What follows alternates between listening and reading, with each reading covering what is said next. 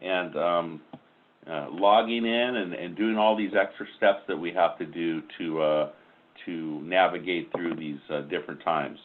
I do want to mention a couple programs real quick that we do have for our water district customers, Citrus Heights Water District.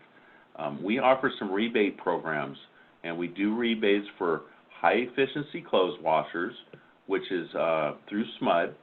We also do a high efficiency toilet rebate for our customers for replacing older, less efficient toilets. And we are almost about ready to roll out our pressure reducing valve rebate program. We do have some higher pressure zones in our district, and it would be a benefit to some of our customers to reduce their pressure after the water meter. So we're going to go ahead and offer out a rebate to our customers. You can find all of this information on our website at chwd.org. So welcome everybody, and I'm going to turn it on over to the instructors. Thanks very much, Rex. So my name is Cheryl Buckwalter, and I am a residential landscape designer and consultant. The name of my company is Landscape Liaisons, and I just love working with Citrus Heights Water District. You all are very forward-thinking and offer your customers a lot of services, so thank you. Also, I have a number of certifications relative to water efficient landscaping and auditing irrigation systems and so forth. I've been an instructor for some of the other classes, but today, it's Martine rather, who is going to be our speaker. I'd like to note for you though, this link to the Citrus Heights Water District, specifically the WaterSmart classes and resources that will be on uploaded to the website after each of the presentations. Please use the little chat box that's on your screen to enter in questions during the presentations, and as Rex said, we will answer questions at the end of the presentation.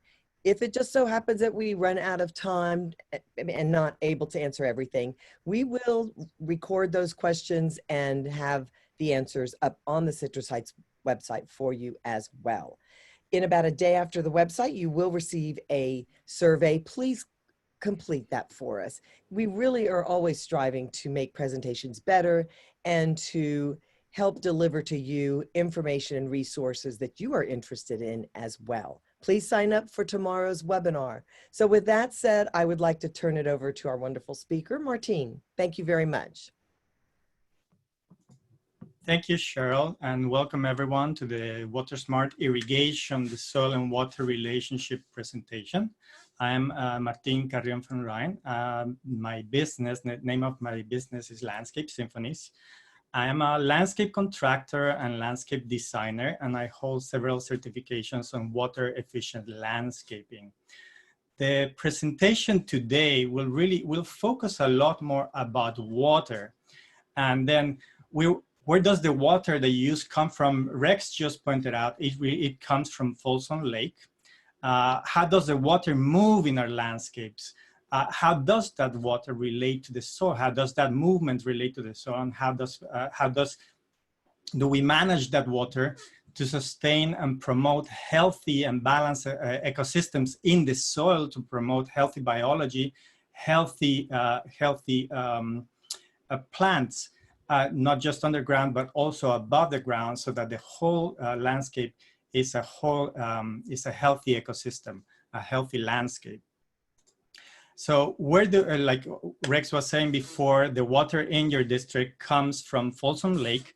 And I want to point out, I want to start here, where does the water come from? Because I want to point out that water is a very limited resource, even though that resource of the lakes on Folsom Lake really depends on the snowpack, which varies by year, so it's not always available. And there's a lot of people connecting to that resource. So every time we open the faucet, we are all drawing from that resource. So it's very important to be aware of it and know that it is a limited resource. Following that line of thought, I wanted to share this very interesting study and charts. If we look at the charts, we're going to look at the charts from left to right. The first one is all the water, total global water available in the world. So the first, and only from all of that, 2.4% of all that water is fresh water. moving to the middle chart, that from that fresh water, only 1.3% is surface water, which in a way is the water like we have, for example, in Folsom Lake, that we can access to. There's 30.1% that is groundwater, which is much more difficult to access to. Now, from all that surface and other fresh water, which is the last one in the chart, only 0.46% is water that is in rivers and lakes. So that shows us how limited water really is. Fresh water really is. So it's not that abundant as we think. Another important point in this chart that is quite key for this presentation is that 3.5% of all that surface and fresh water is actually contained in the soil. So if we can see, there's a huge difference. There's actually a lot more water stored in the soil than there is in rivers and lakes. That is really, I think that is a very important point that can actually start to change the way we think about where water is available to us in our landscapes. Now, it is important to know how that water travels in the whole ecosystem. How does that water move through the soil? There's this beautiful representation, this approach to landscape that I really stand by, where it considers landscaping as a living system that includes plants and soil that intercept, they capture, they clean, they move water up and down through the whole system.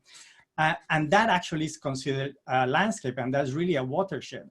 All our landscapes are within that watershed. And if we look at it, what happens, it goes from the atmosphere and then falls into the ground, into the soil, moves through it in different ways, and then it goes back either through rivers or through evaporation, goes back into the atmosphere. So how does that water move over land? It really depends on the properties of the soil. In Steve's presentation, he spoke about several properties of the soil. The first one is the texture of the soil. And the texture of the soil has a big say on how the water moves through the soil. We can see there's three types of texture. We have sand, silt, and clay. And you can see because of the pores inside the soil, water travels a lot faster in the sand, a little less fast in silt, and is very slow in clay. Another important thing to consider is that the capacity of water that soil has to, how much water the soil can absorb, can retain. And if you can see, there's actually opposite. The sand will contain and retain less water, whereas clay actually will retain a lot more water. Something also very important to consider is the speed at which that water moves through the soil and different types of soil. Here in this chart, we can see that sandy soil travels a lot faster, but if you see, it doesn't really spread that much. So it doesn't cover that much area. And like what I said before, it will not hold that much water in the long run. Whereas clay soil is a lot slower, but it holds a lot of water. Why is that important in our landscapes, and how we're going to manage that water in our landscapes, or how we're going to think of that water in the landscapes, is what is called, soils have different, what is called an infiltration rate, which is the speed in which the water goes into the soil during a certain period of time. Generally is considered during an hour, so it's inches per hour. And then we need to compare, this is really paramount, that we need to compare and make sure that our irrigation systems have what is called a precipitation rate, which is how much water an irrigation system gives or puts into the soil during a period of time, which is an hour. It's also given in inches per hour. So it's very important to compare and make sure that the precipitation rate is at least the same as the infiltration rate or less. Now, how do we manage this movement of water in the soil?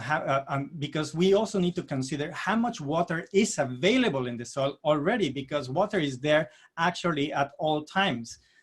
Because as we saw, soil has the capacity of storing water, much more water than even all the lakes and rivers that we have.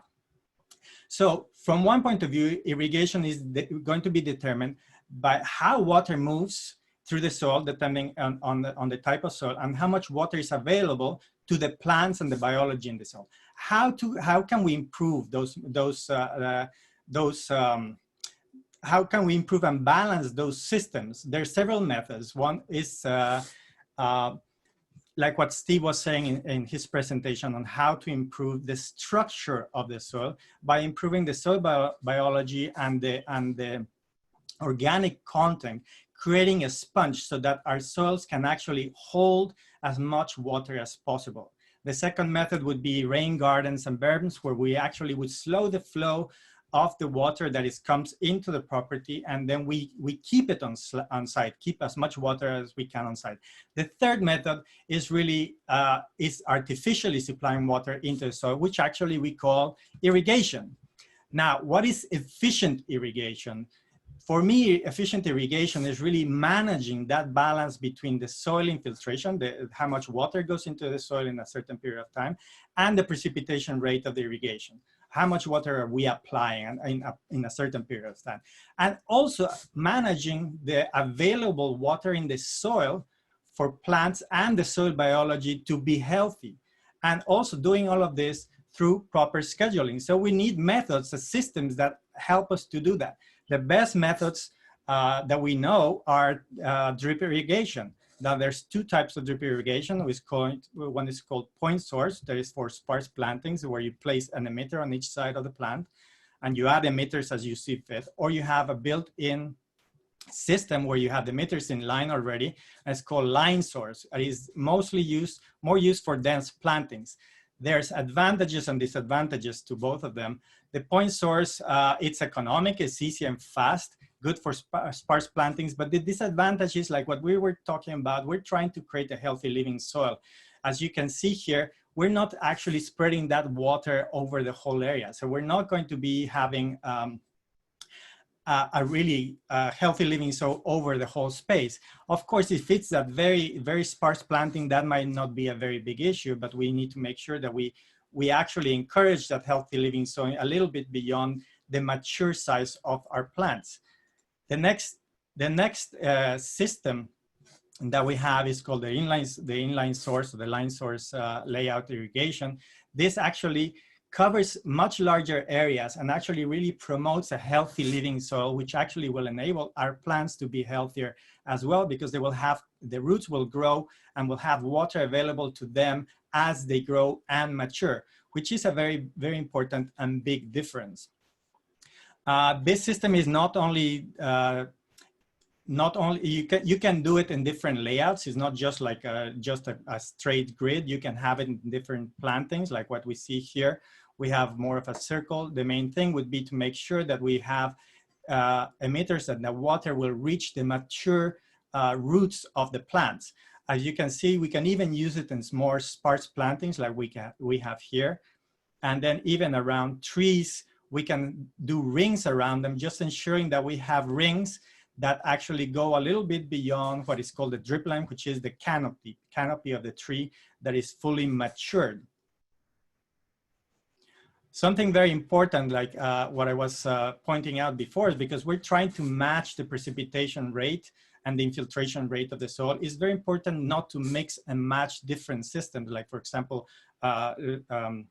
efficient sprinklers or drip emitters or point source emitters.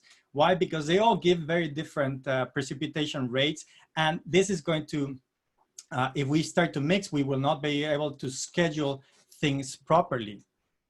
The components of a normal drip irrigation system, we really need an anti-siphon valve, and then we need a filter, pressure regulators. Those have to be there at all times.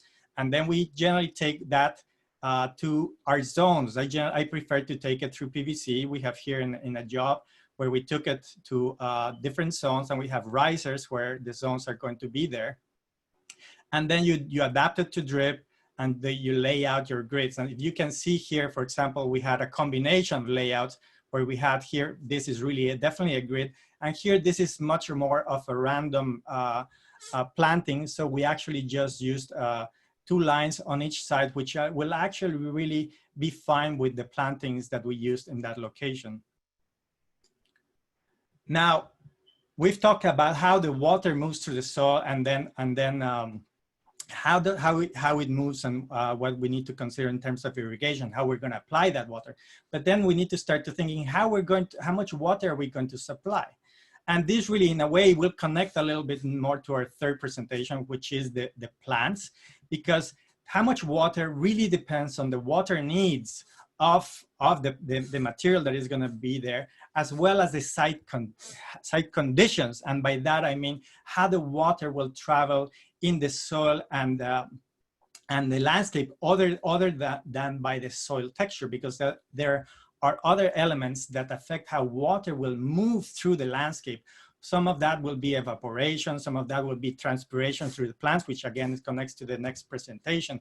But then it's very important to consider this. So one important aspect is called, to consider this, is called hydrozoning, where basically we divide our zones, our valve zones, that will have similar water needs or have similar site conditions, so that we will be able to control and manage that water, the supply of that water, for the needs that are required. Over here we have some examples, but I won't talk about all of them. We'll just talk about some of the most important ones. How do you divide zones? Basically, you want to divide them mainly, first of all, by plant water use classifications. There's high water use plants like lawns, moderate water use like this Philadelphus, which is actually a native, and not all natives are low watering. This one is a good example. And then we have low water plants like this Toyon. So they would need to have, each of them would need to have a zone on its own, where you have plants with similar plant requirements. Then you have another consideration would be to have trees and deeply rooted shrubs, probably plants that have been established there for a long time. This is also very important because they need to be watered differently than recently planted material. Sun exposure. In the sun, water is going to evaporate a lot faster. Plants are going to need more water to balance themselves, balance their temperature. They're going to lose more water through transpiration. So it's going to be very different than in shade. Shade, we're going to have, again, very different water needs. Something also very important is slope. Water doesn't travel the same way on slopes. So we need to make sure that we take that into consideration as our hydrozones. Function. What are we going to use the area for? We have vegetable gardens or flower cutting gardens. We need to separate them because in many cases, those plants need water, for example, almost every day. Whereas most of our shrubs or native plants will need water, very little water, maybe once, twice a week, sometimes even once every 2 weeks. Potted plants, that's another very important thing to consider. So they would need to be divided in what are called hydrozones. Now, another aspect of how do we manage this water, this movement of the water in the soil, is actually schedule.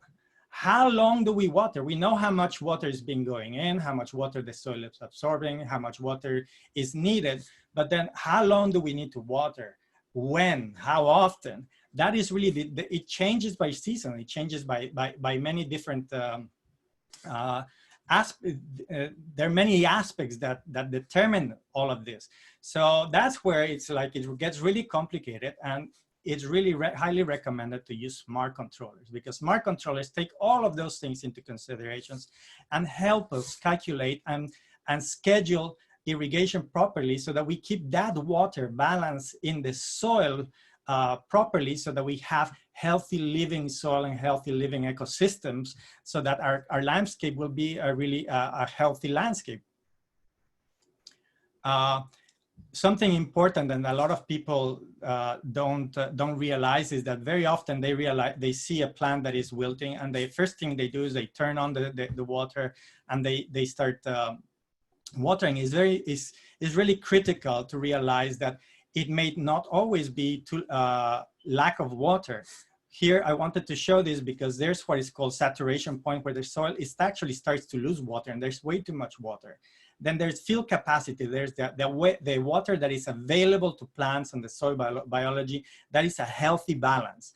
And then what is called the wilting point. The wilting point is where there's water in the soil, but it's no longer available to plants or anything else. We really want to keep it between this field capacity and wilting point. That's why it's so important before we water that we check and we test the soil and see how much water is there. We can do that, like for example, here with a probe, or there's soil moisture probes where you can actually stick it in the ground and it will tell you how much water there is. As a resource, we have this site, this link, beyondthedrought.com, where you can go, and in the Sacramento region, you can enter a lot of the information that you need, and it will help you schedule properly your irrigation system. But again, you need to know a lot of the things that we've been talking about before. Other resources that we're providing for you, these are drip irrigation design guides from 3 different companies, Hunter, Netafim, and Rainbird. On each of them, you will find them. We're also providing them in the handouts, and in the handouts, I'm also providing a soil infiltration chart so that you can compare them with the manufacturer's precipitation rates if you're so interested in. And also soil diagrams, so that if you want to do a jar test, like what I believe Steve spoke about, you can find out what type of soil you have. And I think this is the end of this presentation. And thank you very much. I'll pass it to Cheryl. Great. Thank you, Martin. That was really a lot of good information. We do have a question that came in from a participant. How complicated is it to work with an already existing sprinkler system to update the zones and put in a drip system? Take it away. How complicated How complicated is it to work with an already existing sprinkler system to update the zones and put in a drip system? It is actually quite complex, because you need to know how much water. First of all, you need to know what the sprinklers are, what type, and how much water they're giving. Then you need to know what the requirements of the plants are on each zone. So it requires a bit of study. And then because many times I have found that you have a lot of moderate plants mixed with low water plants. How are you going to work with that? Generally, you would put everything on a moderate plant, moderate water requirements. But then you also don't know if there is enough water available to water everything. So it can be complex. It does require a bit of a study. So Martin, let me add, so that's the soil and the water part. So one thing I would say is, yes, the plants, I ideally want to have the plants all the same type of water use, but also if you have sprinklers, there are ways to cap off the sprinklers in certain areas and convert some to a drip zone. On your valves, you would need to have a filter, for example, and pressure regulator. But there are, for the person who has asked this question, there are drip zone, sprinkler to drip zone conversion kits. So you can just change one thing out to another and then run your drip lines. So there are systems for that. So I know Rainbird has one, for example. We did actually, another point is that we did, and there are a couple of other webinars up on the Citrus Heights Water District where we talked about the drip irrigation systems and went into a bit more detail. There is another question. Do I understand that we should not mix the 2 types of drip systems, grid versus point, on one valve? Do you recommend micro drip? So grid versus point, and also we don't want to mix sprinklers with drip. But Martin, please talk about grid versus point, and then I will just add micro drip, like micro sprays. There are a few applications when I can think that that would be appropriate, but generally not, because even though micro sprays are considered in the drip arena, they can put out as much water as pop-up sprinklers. So go ahead, Martin, and then I see we have another question after this. Yeah, Cheryl, I agree completely with you that it is, you do not want to mix any of them. And the micro sprayers, I was really surprised when I looked at the charts, how much water they give. They really give a lot of water. And in most cases, because most people don't know, they overcharge a system and then they wonder why it's not working. Basically, if you put too many of them, you're not going to have enough pressure. So water is not going to be coming through. So you really need to think how many you can actually put in a system. And therefore it's also like very important not to mix it with any of the other ones, because you're going to be taking water available from the other systems. You're going to be watering differently with different precipitation rates. So there goes all your balancing, all your idea, all your planning, it would not work. And then you're going to have basically dysfunctional systems. So one thing I would add to that is, if you're using the inline dripper line, so this is the tubing that has emitters built right into it. If you're going to use that, one thing you can do, consider those individual emitters. You can connect to a grid, you know, the lines of the grid. You can connect one of those and wrap it around a plant and just add another little section of it if it's needed for on a temporary basis, perhaps. And then, you know, that's why we always want to make sure that we're not using all the water that might be available to that one zone. We want to back it off a little bit, so we always have some flexibility to add some plants or so forth. But if you use a grid system, it's wonderful because the soil in that entire area will get moist, which kind of leads to the next question about, I have a drip system that seems to do well for my veggies. Now I'm concerned about the health of the soil between the plants that isn't being watered. Should I hand water? So one thing that I would like to, or maybe two, that I'd like to say before Martine jumps in, is that's where that soil probe will come into play and really help you see, you know, you can push it down into the soil, twist it, pull it out, and see the core of soil, how much it's wet or not. In terms of roots and soil biology, the reason that I like to use the grids or the inline drip line is because you're going to provide water for the soil, but also roots will go into soil that is moist. Roots are less likely to grow out and get well established in soil that is just dry. What else would you like to add, Martine? I think I agree with you completely, Sean. One Yay! thing taking a probe is very important, because if we would go back to that chart of how the water travels through the soil, if you could see that it doesn't necessarily show that the top layer there is water, but there might be water just below. So it's very important to take that sample, because you may be surprised. Water may be there in between the plants that you don't know. So it's very important to take that sample. And I agree that inline grids are, to me, the much better way, because they actually ensure that there's water for the biology, as well as the plant, the growth for the roots of the plants. And you know, one thing that I would add to that is, at the end of that question was, should I hand water occasionally? Yes. If you find that a certain plant or area needs a little bit more hand watering, then the answer would be yes. Hand watering really is one of the most efficient ways to water. And what you can do is you can run your system, or you can hand water, let it soak in for an hour or so, probe it, and then see how far down the water has soaked and how far out. That will help you gauge how long you need to run your system also. We have another question. Am I supposed to water a tree inside its drip line? So first of all, I'd like to jump in and say, it depends on whether it's a mature tree and a recently planted tree.